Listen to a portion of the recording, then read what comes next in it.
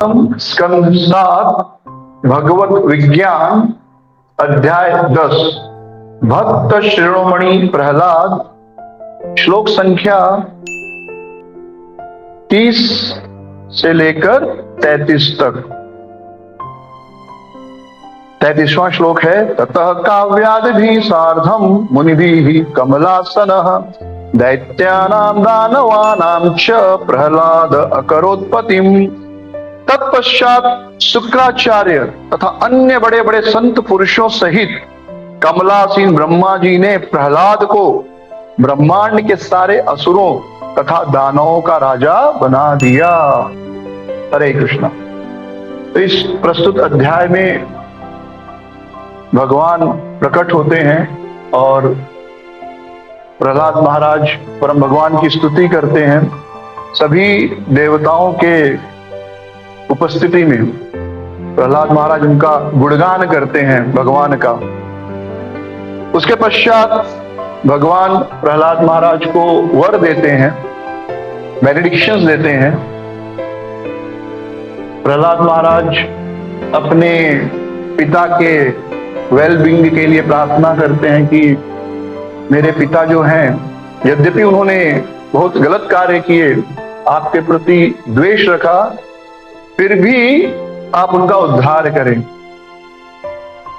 तो यह एक बड़ी सुंदर शिक्षा है कि जो वैष्णव होते हैं वे उन पर भी जो उनके विरुद्ध कार्य करते हैं उनका कल्याण करने की सोचते हैं। सामान्य रूप से यदि कोई हमें मारने का प्रयास करे तो हम उसे कभी क्षमा नहीं कर सकते। नेक्स्ट टू इम्पॉसिबल है, असंभव है। और किसी भी कानून की किताब में, लॉ बुक में मृत्यु की सजा ऑलमोस्ट मृत्यु है, या तो उसे फांसी दे दी जाएगी या आजीवन कारावास, लाइफ इम्प्रिजनमेंट। लाइफ इम्प्रिजनमेंट होगा या फांसी, हैंग टिल डेथ, ये दो में से एक ऑप्शन दिया जाता है। लेकिन प्रहलाद महाराज जो हैं, क्योंकि वे भगवान की भक्ति कर रहे हैं, तो भगवान की भक्ति का एक विशेष गुण होता है कि सभी जीवों के प्रति हृदय में दया उत्पन्न होती है। इसलिए आप देखेंगे वैष्णविज्म एकमात्र ऐसा धर्म है जिसके पालन करने से पूरे संसार में शांति आ सकती है, पूरा संसार सुखी हो सकता है। सर्वे सुखिन भवन्तु सर्वे सन्तु निरामया। बाकी आप कोई भी सो कॉल्ड रिलीजन देख लीजिए, वहां पर फेथ के आधार पर लोगों को मारने तक का आदेश है। If somebody does not have faith in your religion, your God, you can kill them and for that you will be blessed। और ये कोई गलत बात नहीं है। आप दुनिया की हिस्ट्री पढ़ें तो आपको बड़े बड़े नरसंहार, जिनोसाइड दिखाई देंगे। लाखों करोड़ों लोगों को मारा गया केवल इसलिए कि वे लोग जिन्हें मारा गया उनके भगवान को, जिन्होंने मारा उसको नहीं मानते थे।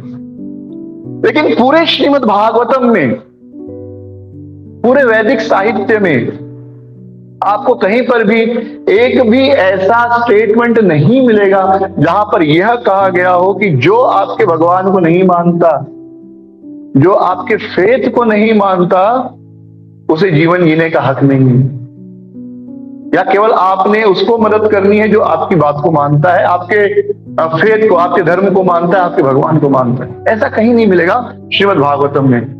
यदि विश्व में अगर आप न्यूट्रल होकर सभी ग्रंथों को पढ़ेंगे, जितने भी विश्व में रिलीजियस बुक्स हैं, मैं उन्हें धर्म ग्रंथ नहीं कहूंगा भागवतम को छोड़कर, लेकिन सो कॉल्ड रिलीजियस बुक्स जो हैं, उनको पढ़ने के बाद आपके मन में दूसरों के प्रति हेट्रेड पैदा होगा। If you read Quran, you will develop hatred कि others are non-believers, they are kafirs, they should be killed, they have no right to live on this material world or live on this earth. They have no right. Same goes with other religions. लेकिन भागवतम भगवत गीता पढ़ने के बाद आपके मन में एक चींटी को भी मारने की इच्छा जो समाप्त हो जाएगी। मच्छर मारने के पहले भी आप सोचेंगे इसको मारूं कि नहीं मारूं। और कभी कभी ऐसे फनी नहीं बट नेचुरल है, ऐसे प्रश्न आते हैं, भक्तगण प्रश्न पूछते हैं, प्रभु जी मच्छर को मारना चाहिए कि नहीं। और मैं सोचता हूं कि यहां पर लोग आदमी को धर्म के नाम पर काट रहे हैं उसका गला काट दे रहे, सर तन से जुदा कर दे रहे हैं, केवल इसलिए कि वो आपके धर्म को नहीं मानता। और यहां देखिए भगवत गीता भागवतम पढ़ने का परिणाम क्या है कि भक्त के मन में यह भाव आ रहा है कि एक मच्छर को भी मारूं कि नहीं मारूं, जबकि मच्छर को मारने में कोई पाप नहीं है, क्योंकि वह अननेसेसरी आपको कष्ट दे रहा है। भक्ति सिद्धांत महाराज और प्रभुपाद जी का एक पास टाइम है कि प्रभुपाद जी एक बार गौड़िया मठ में रुके थे, तो वहां पर एक सर्प निकल आया मंदिर के अंदर। तो सारे भक्त जमा हो गए, साफ है क्या करें, क्योंकि जनरल साइकोलॉजी जो है कि नहीं मारना है, किसी भी जीव को नहीं मारना चाहिए, जीव हत्या पाप है। तो सब परेशान थे, लेकिन सांप को आप छोड़ भी नहीं सकते, कभी भी आके आपको रात को काट लेगा, आप मर जाओगे अगर जहरीला सांप है तो, और आपको पता नहीं जहरीला है कि नहीं। तो भक्ति सिद्धांत महाराज वरंडा में जप कर रहे थे ऊपर छत के पर, तो वो आए, उन्होंने जब शोरगुल सुना तो उन्होंने कहा kill them, kill the snake, मार दो इस सांप को, मार दो। तो भक्तों ने तुरंत, जो एक दो स्ट्रांग होते हैं जो डरते नहीं है, कुछ भक्त होते बहुत डर जाते, रहे नहीं सब जगह होता है, कुछ लोग बड़े एक्टिव रहते हैं, तुरंत डंडा लिया उसको मार दिया। तो प्रभुपाद जी के मन में आया कि एक साधु, यानी जो प्रभुपाद जी गुरु महाराज, उनके बारे में प्रभुपाद जी सोच रहे हैं कि एक साधु ऐसा आदेश कैसे दे सकता है। लेकिन इसी प्रहलाद महाराज के प्रसंग में वर्णन है कि सर्प और बिच्छू को मार देना चाहिए। स्कॉर्पियंस है, स्नेक्स है, दे आर एनवियस, बिना कारण वो आपको कष्ट दे रहे हैं। आपकी मच्छर से कोई दुश्मनी है क्या? नहीं, बिना मतलब वो आपको गिफ्ट देता है डेंगू का, मलेरिया का, चिकनगुनिया का, राइट, बिना मतलब, कोई दुश्मनी नहीं है उससे, आपकी रात की नींद खराब करता है, रोज रात को गाना सुनाता है कान में, फिर काट लेता है, गाना सुनाकर काटता है, नींद खराब करता है, कोई दुश्मनी नहीं, हमने उसका कुछ बुरा नहीं किया है, लेकिन वो तकलीफ दे रहा है, कष्ट दे रहा है। तो सोचिए, भगवत गीता भागवतम पढ़ने का परिणाम होता है कि भक्त एक बार सोचता है कि मैं कैसे एक सांप को भी मारूं, कैसे एक मच्छर को मारूं, तो उसके मन में सभी जीवों के प्रति दया उत्पन्न होती है। और पूरे भगवत गीता श्रीमद् भागवतम में भगवान किसी धर्म विशेष की बात नहीं करते, भगवान कहते हैं जीवों के प्रति दया करो। ईश्वर सर्वभूतानां हृदयेषु, क्या एक बड़ा ही सुंदर श्लोक है भगवत गीता का, ब्रह्मभूत प्रसन्नात्मा न सोचति न कांक्षति, सम सर्वेषु भूतेषु मद्भक्ति लभते पराम। वह सभी जीवों के लिए समान है, यानी वह सभी का शुभ करने का प्रयास करता है।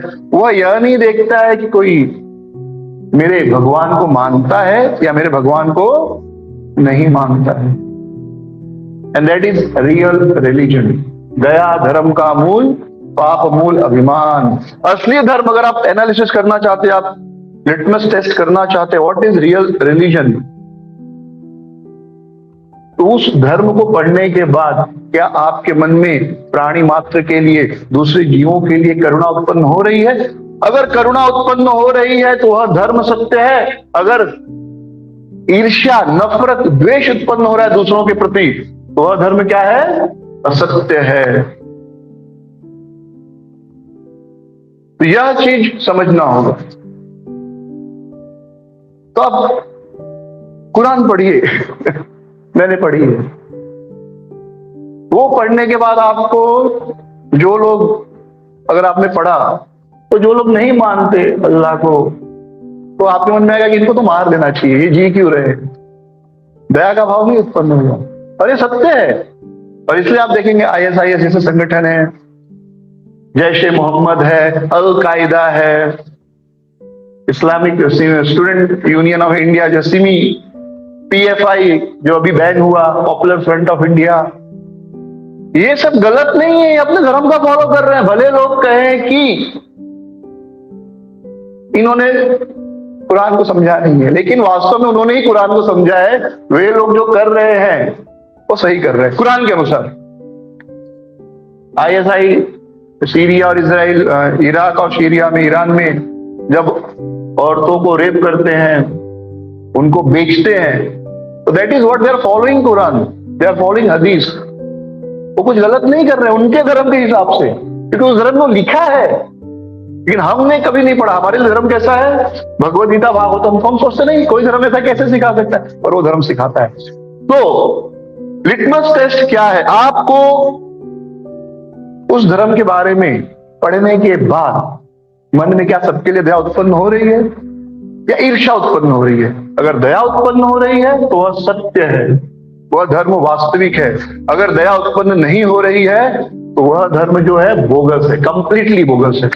जिस धर्म में आपको दूसरों से ईर्ष्या करना सिखाया जाता है, जिस धर्म में आपको सिखाया जाता है कि दूसरों का गला काट दो, वह धर्म कभी वास्तविक धर्म हो ही नहीं सकता। फिर आप कहेंगे भगवत गीता में भी तो भगवान अर्जुन से कहते हैं युद्ध करो। भगवत गीता में आप देखेंगे तो उसका बैकग्राउंड क्या है? अर्जुन युद्ध नहीं करना चाहते हैं, कृष्ण कह रहे हैं युद्ध करो। और किससे युद्ध करो? घर वालों से। तो आप कहोगे भगवत गीता तो और ज्यादा खराब है, भगवान अपने घर वालों को मारने के लिए कह रहे हैं। लेकिन भगवत गीता में भगवान फेथ के आधार पर किसी को मारने के लिए नहीं कह रहे हैं कि अर्जुन तुम इन कौरवों को मार दो, क्योंकि ये लोग मुझे नहीं मानते, मुझे भगवान नहीं मानते, इसलिए उनको मारने के लिए नहीं कह रहे हैं। बल्कि इसलिए युद्ध करने के लिए कह रहे हैं क्योंकि वे क्या है? आतताई है, एग्रेसर्स। एग्रेसर मतलब क्या है? और ये दुनिया की किसी भी लॉ बुक में आपको मिलेगा कि ऐसे लोगों को मार देना चाहिए।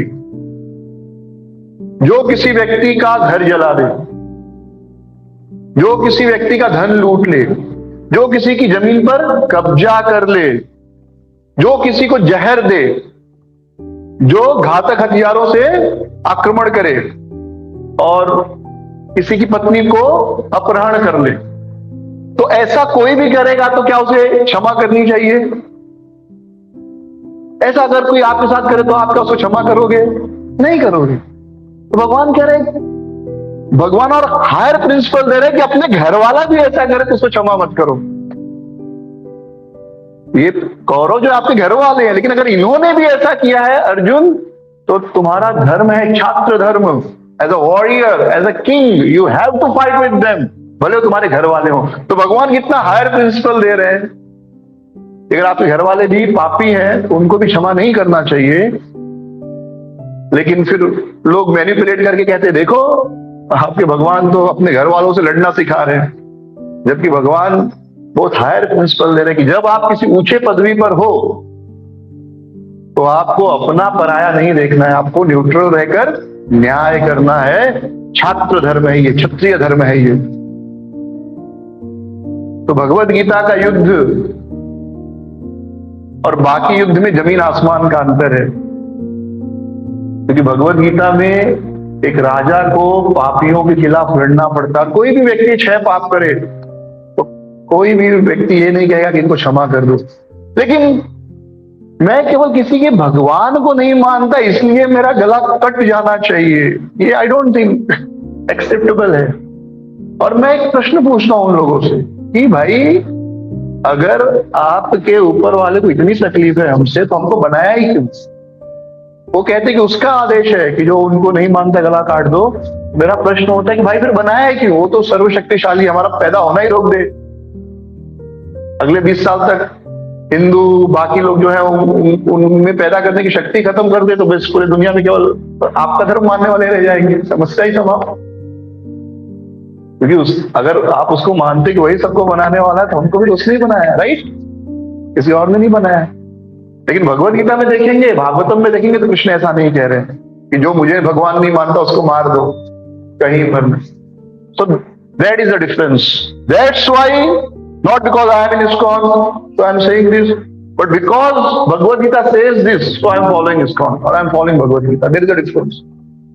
भगवद गीता में सबके लिए, सबके कल्याण की बात की गई है, और भगवद गीता का पालन करके ही पूरे विश्व में शांति आ सकती है, और किसी धर्म का पालन करके नहीं। और किसी धर्म का पालन करेंगे तो आप देखिए जितने मुस्लिम देश अपने भी लड़ रहे हैं, अपने भी मार काट कर रहे हैं, और वो भी धर्म के नाम पर ही। झगड़े घर में भी होते, भाई भाई के बीच में भी होते, जमीन के लिए। श्री राधा मदन मोहन भगवान की जय।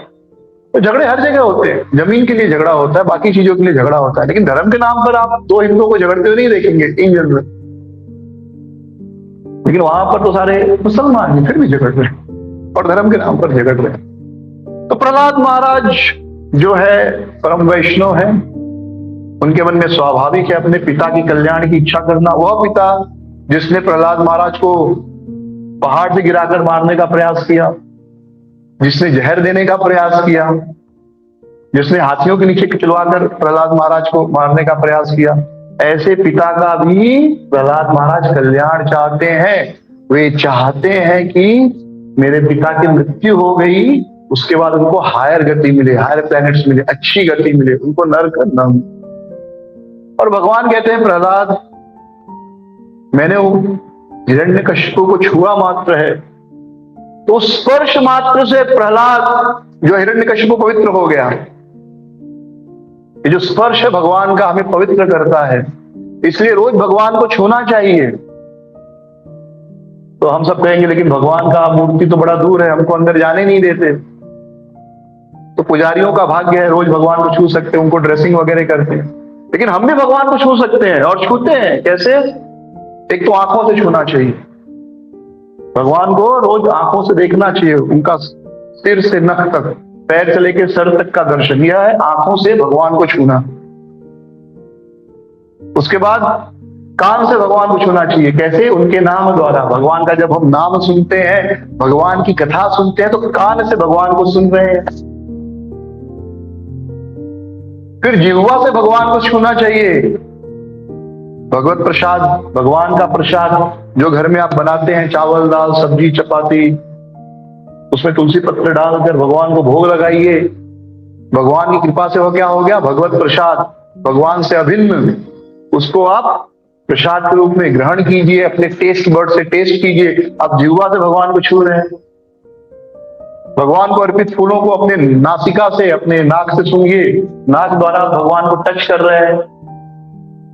तो that is the way how we can touch the lord. भगवान को छूने के तरीके हैं ये, और ये तरीका आप सब मानते हैं। कोई कहेगा आंखों से कैसे छू रहे हैं? आप किसी लड़की को घूर घूर कर देखो तो वो झापड़ लगा देगी, and that is offence actually. आप ट्रेन वगैरह में जाएंगे, वहां पर ये लिखा जाता है कि किसी को, मतलब आप फिजिकली कुछ नहीं कर रहे हैं तो उसको घूर कर देख रहे हैं, but that is considered as offence, और आपको उसके लिए पनिशमेंट हो सकता है। क्यों? क्योंकि आप आंखों से उसको छू रहे हैं। ये आंखों से भी छूना है। तो जब भौतिक दुनिया में आंखों से छू सकते हैं, तो भगवान तो आध्यात्मिक है, तो वो अपनी आंखों से जब हम देखते हैं तो उनको छू रहे हैं और पवित्र हो रहे हैं। इसके पश्चात फिर ब्रह्मा जी भगवान का गुणगान करते हैं, क्योंकि उनको भी मौका चाहिए था कुछ तो मैं भगवान का प्रशंसा करूं, क्योंकि जिह्वा द्वारा भगवान के बारे में बोलना is like touching the lord. भगवान का नाम लेना क्या? भगवान को छूने जैसा है। तो भगवान को आप छू रहे हैं, पवित्र हो रहे हैं। तो भगवान के गुणगान का एक विशेषता है कि जैसे ही आप भगवान का गुणगान करते हैं, हृदय शुद्ध होने लगता है। तो ब्रह्मा जी भी भगवान का गुणगान करने लगे, और उसके पश्चात परम भगवान इस श्लोक में ब्रह्मा जी से बात कर रहे हैं, and that is very important श्लोक, 30वां श्लोक, जो हर हिंदू को समझना चाहिए कि जब हम संसार में रहते तो कैसे रहना है, कैसे लोगों के साथ कैसा व्यवहार करना चाहिए। हम न्यूट्रल हैं, हमें किसी से द्वेष नहीं है, लेकिन अपनी रक्षा करने का अधिकार सबको है। और यहां पर भगवान वही शिक्षा दे रहे हैं, बड़ी सुंदर शिक्षा है हमारी समस्या है कि हमारे राजाओं ने ये शिक्षा ठीक से समझी नहीं। उनको एक ही समझ में आया कि क्षमा कर दो, क्षमा कर दो, और उसका परिणाम हुआ कि भारत हजारों साल क्या रहा? परतंत्र रहा, गुलाम रहा, स्लेव रहा। श्री भगवान उवाच माएव विभासुराणाम ते प्रदेह पद्म संभव वरः क्रूर निसर्गाणाम अहिनाम अमृतम यथा। भगवान ने उत्तर दिया, हे ब्रह्मा, हे कमल पुष्प से उत्पन्न महान प्रभु, जिस प्रकार सांप को दूध पिलाना घातक होता है, उसी तरह असुरों को वर प्रदान करना घातक होता है, क्योंकि वे क्रूर और ईर्ष्यालु प्रकृति के होते हैं। मैं तुम्हें सचेत करता हूं कि तुम फिर से कभी किसी असुर को ऐसा वर मत प्रदान करना। ये जो है समझने की चीज है। हम सब पढ़ते हैं कि पृथ्वीराज चौहान हिंदू राजा थे, हिंदू धर्म का पालन करने वाले थे। उनके ऊपर मोहम्मद गजनी ने 18 बार आक्रमण किया। नाम गलत हो सकता है पर मुझे याद है मोहम्मद गजनी, मोहम्मद गौरी, थैंक यू प्रभु। मोहम्मद गौरी ने पृथ्वीराज चौहान पर 18 बार आक्रमण किया। पहली बार अटैक किया, पृथ्वीराज चौहान ने हरा दिया। इस व्यक्ति ने क्षमा मांगी, क्षमा कर दिया। दूसरी बार फिर अटैक किया, फिर पृथ्वीराज चौहान ने हरा दिया। फिर इस व्यक्ति ने क्षमा मांगी, क्षमा कर दिया। कितनी बार? 17 बार। 18वीं बार फिर मोहम्मद गजनी ने अटैक किया, मोहम्मद गौरी ने। पृथ्वीराज हार गए। मोहम्मद गौरी ने क्षमा नहीं किया, उनकी दोनों आंखें फोड़ दी, अंधा बना दिया, राज्य पर कब्जा कर लिया। तो जब आप किसी को पहली बार क्षमा करते हैं तो ये आपकी महानता है। When first time you forgive someone because of his offense, that is your greatness. But if you forgive the same person second time for the same offense, that is your foolishness. So we have to understand the difference between greatness and foolishness. पहली बार क्षमा किया महानता है, दूसरी बार क्षमा किया मूर्खता है। तो पृथ्वीराज चौहान पहली बार क्षमा किए, जो कि हमारा धर्म है। कोई व्यक्ति अगर कुछ गलती किया है, भले आप पर हमला भी कर दिया और फिर क्षमा मांगी तो आपने क्षमा कर दिया, तो ये आपकी महानता है। दूसरी बार क्षमा करना महानता नहीं है, मूर्खता है। इसलिए पृथ्वीराज चौहान पहली बार महान थे, उसके बाद दूसरी, तीसरी, चौथी, पांचवी, छठी, सातवीं, आठवीं से लेकर 7वीं बार तक मूर्ख बने और 8वीं बार तो मृत्यु को प्राप्त हो गए, पूरा राज्य चला गया। तो इसलिए हमको उपदेशामृत में रूप गोस्वामी पाद एक बड़ा सुंदर टर्म समझाते हैं, नियमाग्रह, following the rules and regulation. Rule regulation, नियम कैसे पालन करना चाहिए। तो नियम पालन करने का भी नियम है। कोई भी रूल रेगुलेशन फॉलो करते हैं तो कैसे फॉलो करना चाहिए, उसके लिए बुद्धि होनी चाहिए। एक होता है नियम आग्रह, just following rules and regulations for the sake of following. कोई भी नियम केवल इसलिए पालन करना क्योंकि नियम है। जैसे बहुत से लोग प्रभुपाद जी का आरती करते हैं, प्रभुपाद जी का डीटी वहां से लेते हैं, फिर उनको प्रभुपाद जी को दर्शन कराते हैं, राधा मदन मोहन का, गौर निताई का। बढ़िया बात है, क्योंकि प्रभुपाद जी राधा मदन मोहन का दर्शन करेंगे, फिर प्रभुपाद जी को यहाँ पर लाकर आरती करते हैं और फिर प्रभुपाद जी की डीटी को फिर उठाते हैं और प्रभुपाद जी को फिर जो बड़े प्रभुपाद उनका दर्शन कराते हैं। प्रभुपाद जी आईना थोड़े देख रहे हैं, कुछ लोग तो प्रभुपाद जी का चरण भी प्रभुपाद को दिखाते हैं। ये कोई लॉजिक नहीं है, it doesn't make any sense. Prabhupada ji Radha Madan Mohan का दर्शन के लिए आप खड़े हुए, प्रभुपाद को लेकर राधा मदन मोहन के सामने, समझ में आता है। लेकिन यहाँ प्रभुपाद को लेकर प्रभुपाद के सामने खड़े हैं कि आप देखो अपने आप को, डजंट मेक एनी सेंस। पर ऐसा क्यों होता है? क्योंकि we just follow for the sake of following. उसके पीछे मोटिव क्या है, किस भावना से करना, हमको पता ही नहीं भाई प्रभुपाद जी का मूर्ति है छोटा वाला, तो जैसे यहां पर उनको जो सामने डीटी है उसके सामने खड़े हो रहे हैं, वैसे यहाँ पर भी एक डीटी यहाँ पर भी खड़े हो रहे हैं, लेकिन ये स्वयं प्रभुपाद जी का डीटी है, आपके हाथ में भी प्रभुपाद जी है। तो यहाँ पर प्रभुपाद जी को प्रभुपाद जी दिखाने का कोई मतलब नहीं है। I don't think Prabhupada would be happy to have his own darshan. जो मैं मेरा दर्शन करके आता हूं, I don't think so. Prabhupada ji को आप मदन मोहन का दर्शन कराएंगे, या जब राधा दामोदर का स्थापना होता है यहाँ पर कार्तिक में, तब उनको दर्शन कराएंगे राधा दामोदर का, उनको खुशी होगी। लेकिन उनको उनका ही दर्शन कराएंगे, क्या मतलब है इसका? लेकिन हम ब्लाइंडली फॉलो करते हैं। जुहू मंदिर में था जब मैं, तो सुबह हम लोग गेस्ट हाउस वाले गेट से आते हैं, अब शायद बंद हो गया है, अब नहीं खुला रहता। सुबह के समय पता नहीं, अब याद नहीं मुझे खुला रहता है कि नहीं, पर अब तो बंद हो गया मोस्ट ऑफ द टाइम। लेकिन सुबह के टाइम उसी से गेट से आते थे। तो जैसे अंदर आते हैं, यार्ड है, कोटे में तुलसी महाराज हैं, सब परिक्रमा करते हैं, दंडवत करते हैं, फिर आगे प्रभुपाद को प्रणाम करने जाते। तो एक दिन ये हुआ कि तुलसी महारानी जी को लेकर कुछ सेवा रहा होगा, या कुछ जो भी खाद और डालना होगा, तुलसी महाराज नहीं थी वहां पर। सब अंदर आ रहे हैं, दंडवत कर रहे हैं, परिक्रमा कर रहे हैं, दंडवत कर रहे हैं, परिक्रमा कर रहे हैं। और मेरी आदत में देखता हूं, देख के परिक्रमा करता हूँ। जिस व्यक्ति की परिक्रमा कर रहे हो उसको भी दर्शन होना चाहिए, उसका भी दर्शन करना चाहिए। मैं दंडवत करके देख रहा हूं, तुलसी महारानी है ही नहीं। मतलब परिक्रमा किसकी करूं, मैं आगे बढ़ गया। लेकिन मैं देख रहा हूं हर आदमी आ रहा है, मोस्ट ऑफ लोग दंडवत कर रहे हैं, परिक्रमा दंडवत कर रहे हैं, परिक्रमा कर रहे हैं। जबकि वहां तुलसी महारानी नहीं है, तो आप किसकी परिक्रमा कर रहे हैं? That is called unconscious. हमें पता ही नहीं क्या कर रहे हैं, बस कर रहे हैं, क्योंकि रोज करते हैं। और जब हम ऐसे डिवोशनल सर्विस करते हैं, unconscious devotional service, without thinking what we are doing, why we are doing, फिर जो है भक्ति का आनंद धीरे धीरे समाप्त होने लगता है। It becomes just a ritual, वो स्पिरिचुअल नहीं रह जाता। तो हम लोग अधिकतर समय ऐसे ही करते हैं। जस्ट देखो, भगवान कृष्ण ने भी क्षमा किया किसको? जरासंध को। कितनी बार?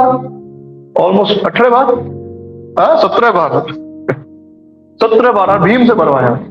लेकिन आपको याद रखना चाहिए, आप कृष्ण नहीं हो, आप में वो सामर्थ्य नहीं है जो कृष्ण में है। कृष्ण स्वयं भगवान है, उनको पता है मैं कभी इस जरासंध से नहीं हारूंगा, कुछ भी हो जाए। तो भगवान को पता है कि वो कभी जरासंध से नहीं हारने वाले, इसलिए उनको कोई समस्या नहीं है। भगवान राम की शरण में जब विभीषण आए, तो कुछ भक्तों ने कहा कि विभीषण हमारे भेद जान लेगा और हो सकता है हम पर आक्रमण कर दे, आप इसे शरण मत दो। भगवान राम ने क्या कहा?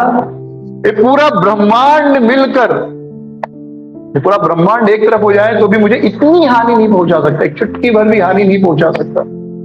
तो जो व्यक्ति शक्तिशाली है वो शरण दे सकता है, हम जैसे लोग नहीं। हम जैसे लोग शरण नहीं दे सकते।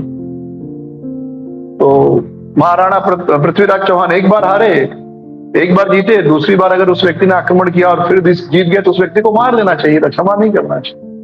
तो यहां पर वही बात हो रही है। तो शास्त्र में सिद्धांत दिया गया है, दिस इज नॉट अगेंस्ट शास्त्र। तो यहां पर भगवान ब्रह्मा जी को डांट रहे हैं, मा एवं विभो असुराणाम प्रदेय पद संभव पद्म संभव पद्म संभव। हे पद्म संभव, पद्म यानी कमल, ब्रह्मा जी भगवान के कमल से प्रकट हुए हैं। तो हे पद्म संभव, हे ब्रह्मा जी, आप जो ये असुरों को वरदान देते बड़ा ही खतरनाक है। वर क्रूर निसर्गाणाम, ये जो असुर है बड़े ही क्रूर है, बड़े ही दुष्ट है। इनको आप वरदान देना वैसा ही है जैसे किसी सांप को अमृत पिलाना या दूध पिलाना। अगर आप सांप को दूध पिलाएंगे तो सांप आपको किस नहीं करने वाला, वो किस करेगा और आप मर जाओगे, क्योंकि वो काटेगा। उसका किस इज डेंजरस, राइट? तो सांप को दूध पिलाओगे तो आप क्या कर रहे हो? आप उसका केवल जहर बढ़ा रहे हो। सांप को दूध नहीं पिलाना है।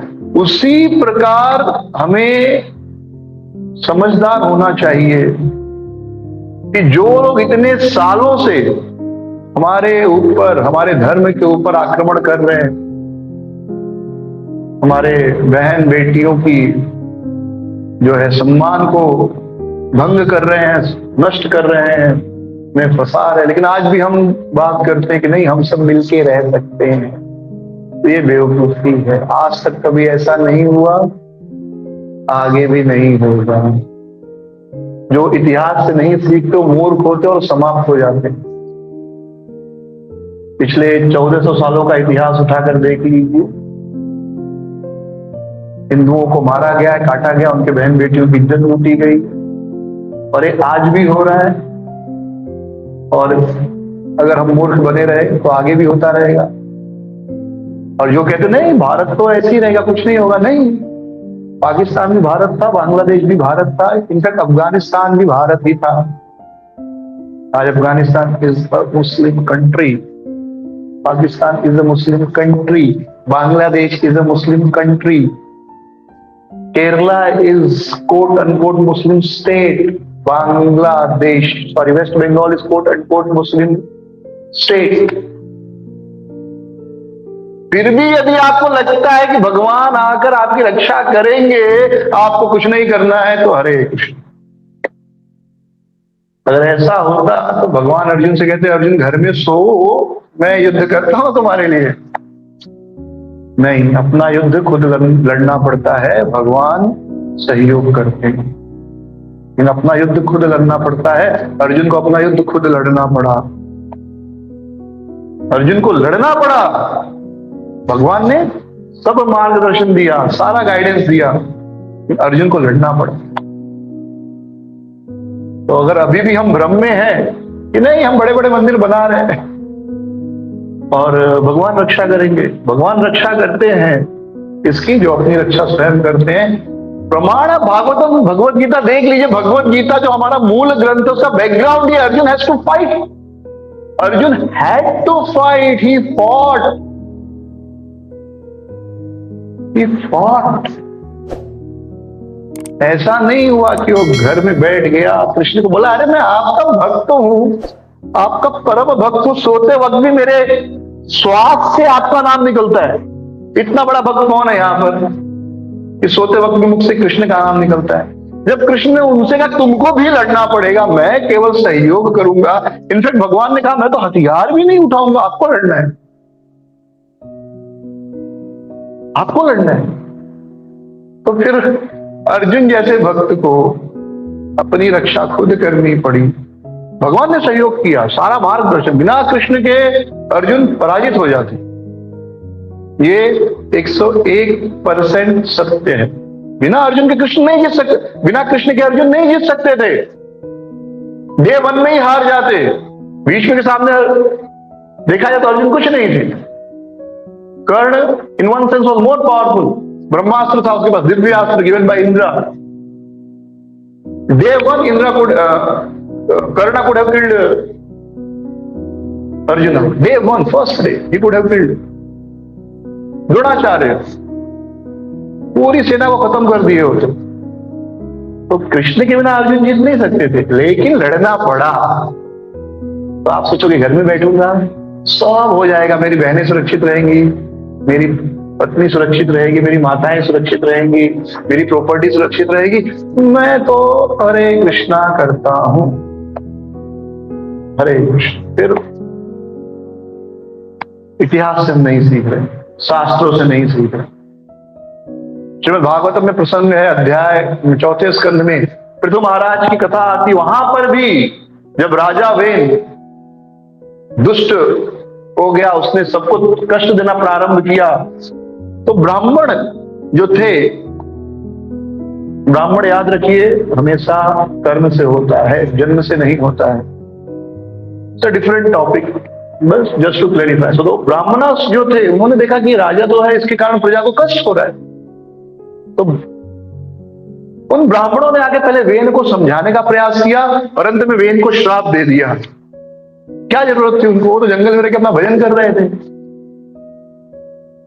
तो जब वो सोचते हैं तो हम तो कोई उनके जितने ग्रेट नहीं है, तो हमको तो सोचना ही पड़ेगा।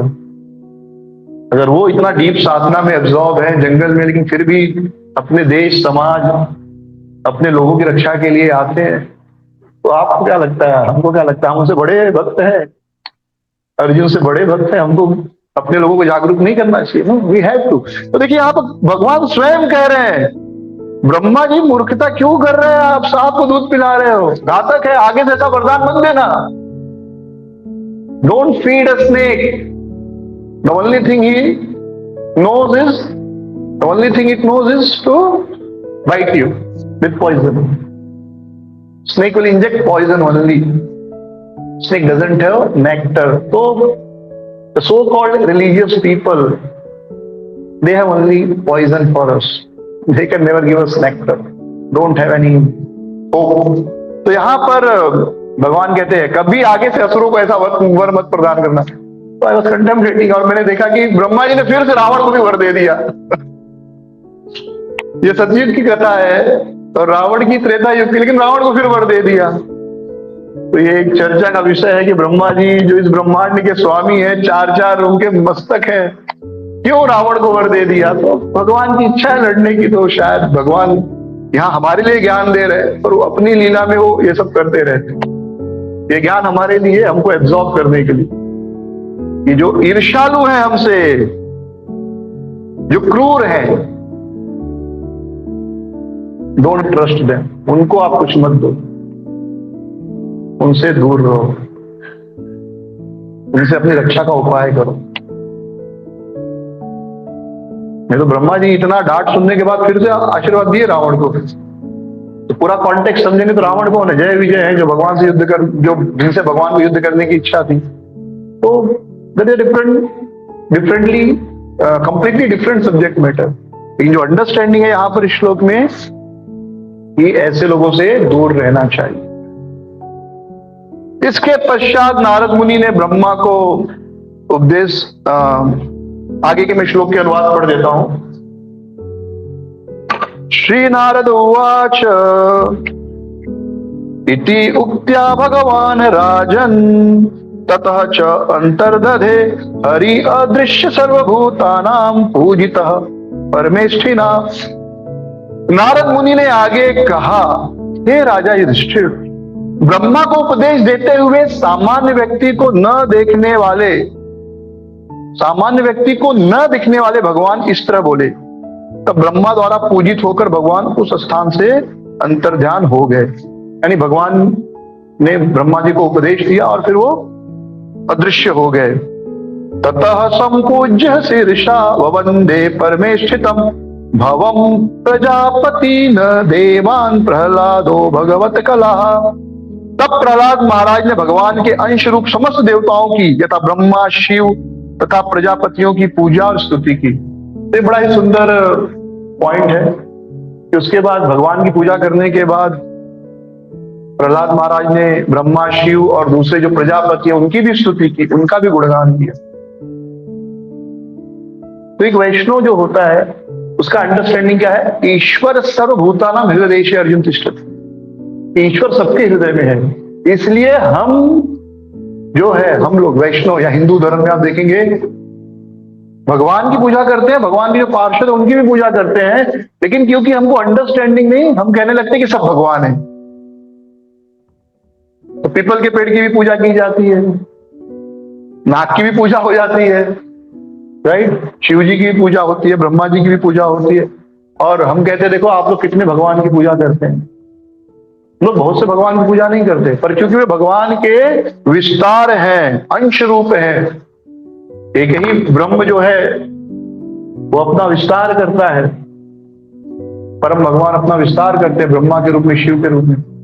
तो क्योंकि वो उनका विस्तार है इसलिए हम उनको भी सम्मान करते हैं, उनकी भी पूजा करते हैं। भौतिक संसार में देखेंगे अगर आप किसी से बहुत प्रेम करते हैं तो उस व्यक्ति द्वारा उपयोग की गई वस्तु को भी उतना ही प्रेम करते हैं।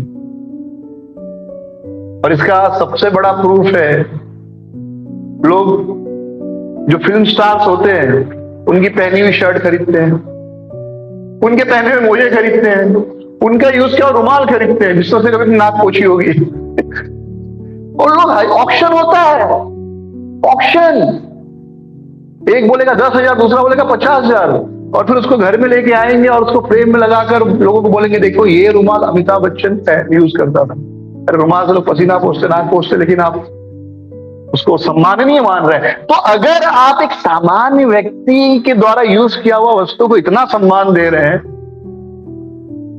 As a matter of pride लोगों को दिखा रहे हैं, तो भगवान की जो विस्तार है, ब्रह्मा, शिव, प्रजापति या भगवान, जो वृक्षों में सारे वृक्ष भगवान का ही समझो आशीर्वाद है या भगवान की सृष्टि है, सब भगवान की सृष्टि है, पर कुछ वृक्ष जैसे अश्वत्थ वृक्ष भगवान के स्वयं मेरा स्वरूप है, उनको सम्मान देने में फिर जो है हम कहते नहीं, ये तो बेवकूफी है, ये तो मूर्खता है।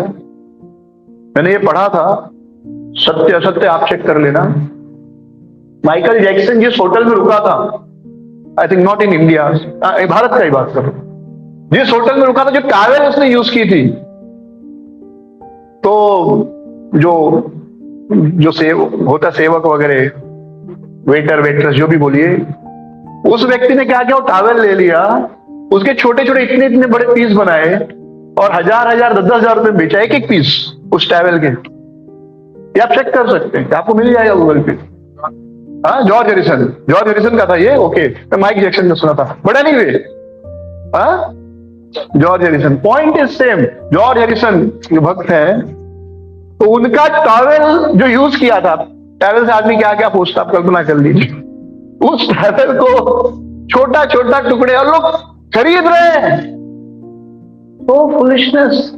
तो वहां पे हम उसको एज अ प्राइड ले रहे हैं, और यहां पर भगवान के अंश स्वरूप है ब्रह्मा शिव, जो कि प्योर है, जिनके पास शक्ति है आपको आशीर्वाद देने की, क्योंकि उनको शक्ति भगवान से मिली है। आप याद रखिए, प्रधानमंत्री के घर का झाड़ू पोछा वाला भी ना आपसे ज्यादा ताकतवर है। हमारे यहाँ जहां मैं रहता था, तो वहां पर एक हमारे जो पड़ोसी थे वो टेलीफोन ऑपरेटर थे, तो उनको कोई परेशान करता था, तो उनका पहचान किसी जो बाला साहब ठाकरे के घर में जो झाड़ू लगाता था उससे थी। उसने उस व्यक्ति को बोला कि थोड़ा यार मदद करो, बाला साहब ठाकरे का झाड़ू वाला जो घर में साफ सफाई करता था, भाई उनको भी जरूरत है ना, ऐसा तो नहीं कोई अरबपति है तो उसका घर अपने आप साफ होगा, उसको भी तो नौकर रखने पड़ेंगे, झाड़ू वाला, दूध, कुकिंग वाला, साफ सफाई वाला, पोछा बर्तन वाला।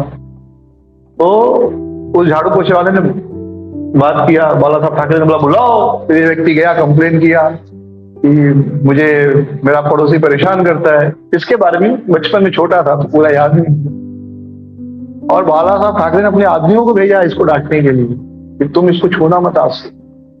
तो जस्ट रिमेंबर कि किसी बड़े आदमी के घर का झाड़ू पोछा वाला भी आपसे ज्यादा पावरफुल है। अंबानी के घर पे अगर कोई झाड़ू पोछा भी करता है तो वह आपको कोई बड़ा काम करवा सकता है, क्योंकि he has direct access to that powerful person. तो यहाँ जो भगवान के डायरेक्ट अंश है, ब्रह्मा शिव प्रजापति, उनमें क्या शक्ति नहीं है? उनमें शक्ति है, वो आपको वह वरदान दे सकते। इसलिए देवताओं की पूजा करके भी सिद्धि मिलती है और हमारी इच्छाएं पूरी होती हैं, और फिर हमको लगने लगता है कि यही शक्तिशाली है, यही भगवान है। तो शास्त्रों को अगर आप अच्छे से समझेंगे तो it includes all emotions, all philosophy, specially Shrimad Bhagavatam.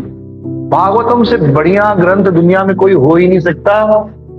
मैं इसलिए कह रहा हूं कि मैंने और भी पढ़े हैं। लोग कहते मैंने जो पढ़ा उससे अच्छा कुछ नहीं, क्योंकि आपने वही पढ़ा है, ये मैंने दूसरे भी पढ़े हैं, और उस पे एज ए न्यूट्रल पर्सन में कमेंट कर रहा हूं। Otherwise I am not a fool to follow something blindly.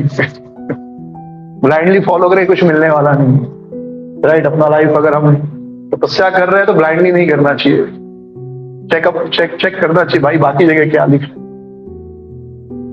तो भागवतम से बढ़िया ग्रंथ कोई नहीं मिल सकता आपको, आप ट्राई कर लीजिए। ये ग्रंथ पढ़कर, भागवतम पढ़ के आपके मन में शांति, करुणा, भगवत प्रेम, सभी जीवों के प्रति प्रेम की भावना उत्पन्न होगी। इसके विपरीत आप किसी और धर्म का, तन से जुदा वाले धर्म का ग्रंथ पढ़ लीजिए, आप डिप्रेशन में चले जाएंगे। Most of the follower of that religion they don't read translation, they just memorise the verse. क्योंकि अगर वो ट्रांसलेशन पढ़ लेना वो धर्म छोड़ देंगे, मोस्ट ऑफ द लोग धर्म छोड़ देंगे। अब देखो किसी को भी पूछो, बोले कि नहीं हम खाली श्लोक, जो हाफिज होते हैं, हाफिज यानी उनको सारे आयतें, हम जो श्लोक बोलते हैं वहां पे आयतें बोलते हैं, उनको सारी आयतें याद है, ट्रांसलेशन नहीं याद रहता, नहीं पता है। बोलेंगे नहीं मैं तो हाफिज हूं, मुझे खाली आयत याद है, अनुवाद पता नहीं, क्योंकि अनुवाद में एक्चुअली कुछ है ही नहीं, मारो काटो क्या। जब लोग पढ़ते हैं तब कहते ये लिखा है, क्या भागवतम पढ़िए, मन में इतना प्रेम उत्पन्न होगा, इतना करुणा उत्पन्न होगी, इतना शांति उत्पन्न होगा।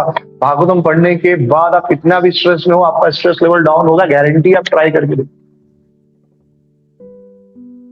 विशेष रूप से सारा भागवतम ही नेक्टर है, पर जब कृष्ण कथा पढ़ने लगेंगे 10th कैंटो, तब तो परम आनंद है। लेकिन उसको और रिलिश करना है तो पहले बाकी के अध्याय पढ़ने चाहिए।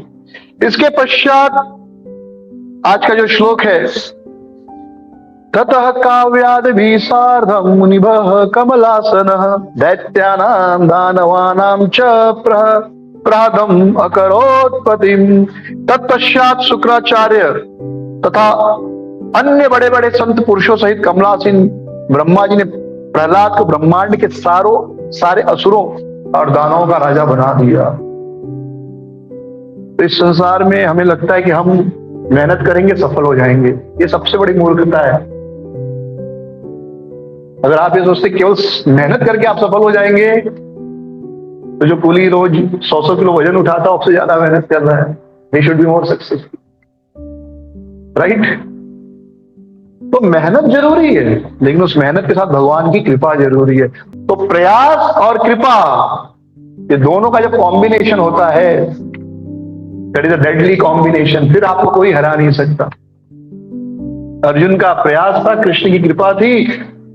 इतनी महान सेना होने के बावजूद कौरवों की, पांडव जीत गए, अर्जुन जीत गया, क्योंकि कौरवों के पास प्रयास था पर कृपा नहीं थी। तो हम में से बहुतों के पास कृपा होती है लेकिन प्रयास नहीं होता, इसलिए हम असफल हो जाते हैं।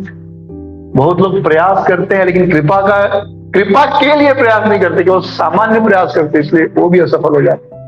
तो यहां प्रहलाद महाराज जो हैं, भगवान की कृपा से क्या बन गए? असुरों और दानवों के राजा बन गए। भगवान ने उनको राजा बना दिया। आप कहेंगे प्रयास तो किया ही नहीं, उनको प्रयास करने की जरूरत ही नहीं थी, कुछ कर्म थे कि राजा के पुत्र बने। राजा का बेटा बनना भी हमारे शास्त्रों के अनुसार है कि कुछ ना कुछ कर्म होगा, तो कहीं ना कहीं उनका प्रयास था कि वो राजा के पुत्र बने थे। तो राजा के पुत्र थे, भगवान की कृपा हुई। तो हिरण्यकशिपु जैसा दैत्य जो अमर हो जाना चाहता था, उसकी मृत्यु के बाद दूसरे और 4 भाई थे और प्रहलाद सबसे छोटे थे, लेकिन भगवत कृपा से प्रहलाद महाराज क्या बने? राजा बने। और किसके प्रेजेंस में? ब्रह्मा जी और ब्रह्मांड के सारे असुर और दानव ब्रह्मा जी के प्रेजेंस में, शुक्राचार्य और बड़े बड़े पुरुष प्रेजेंट, यानी इतनी बड़ी सेरेमनी थी। तो हमें हमेशा अपना प्रयास करना चाहिए। बिना प्रयास की सफलता नहीं मिलेगी, बिना कृपा के भी सफलता नहीं मिलेगी। मर्सी और एफर्ट दोनों मिलेगा तो हम सब जीवन में सफलता प्राप्त कर सकते हैं। मर्सी बाहर के लिए, एफर्ट अंदर के लिए। फॉर एग्जाम्पल, आपने बहुत अच्छा पढ़ाई की, आपको सारे क्वेश्चन पेपर याद है, सब कुछ बढ़िया है। इनफैक्ट किसी के कृपा से आपको ये भी पता चल गया कि क्वेश्चंस क्या आने वाले हैं, आपने सब तैयारी कर ली। एग्जामिनेशन हॉल आप जा रहे हैं, ट्रैफिक लग गया या आपका एक्सीडेंट हो गया, आप बीमार हो गए, एग्जामिनेशन हॉल पहुंचे ही नहीं, क्या करेंगे आप? क्या कर लेंगे?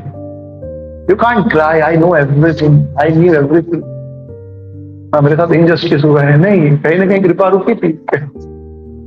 तो केवल प्रयास पूर्ण नहीं है, कृपा के लिए भी प्रयास करना चाहिए। इसलिए हर व्यक्ति को भगवान की शरण लेनी चाहिए, भगवत नाम जप करना चाहिए। हरे कृष्णा कृष्णा कृष्णा हरे हरे, हरे राम राम राम हरे हरे।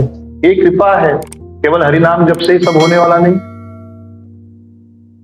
बाकी जो चाहते उसके लिए प्रयास भी करना है। जैसे मंदिर बना रहे, मेहनत कर रहे हैं, उसके लिए भी लोगों के पास जा रहे, मिल रहे, हाथ जोड़ रहे, धन ला रहे, देख रहे कोई चोरी तो नहीं कर रहा है, कोई कॉन्ट्रैक्टर गलत काम तो नहीं कर रहा है, प्रयास है। तो भगवान की कृपा से धन भी आ रहा है, हम लोगों से मेहनत कर रहे हैं। कृपा और प्रयास ये दोनों ही आवश्यक है। I'll stop here. Thank you very much. हरे कृष्ण। अगर आपको ये वीडियो पसंद आया हो तो प्लीज हमारे चैनल को लाइक, शेयर और सब्सक्राइब जरूर कीजिए। हरे कृष्णा।